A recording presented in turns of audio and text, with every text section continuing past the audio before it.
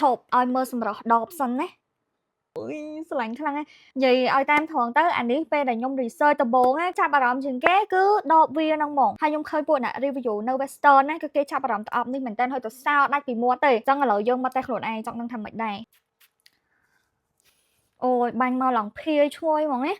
ពេលបាញ់ហើយដំបូងមានអារម្មណ៍ដូចអីមួយយ៉ាងប៉ុន្តែវាបែបស្រស់ស្រាយវាដូច Nautica Voyage បែបវាលក្ខណៈអញ្ចឹងបែបរៀងស្រស់ស្រាយខូចដូច Dior Sauvage ពេលយើងបាញ់ដំបូងអញ្ចឹងណាគឺវាក្លិនបែបហ្នឹងហើយពេលដែលវា dry down ទៅគឺវាមានក្លិនបែបរៀងផ្អែម vanilla លាយជាមួយនឹងក្លិនរៀងឈើបែកម្សៅតិចៗចុងកតុយច្រមុះ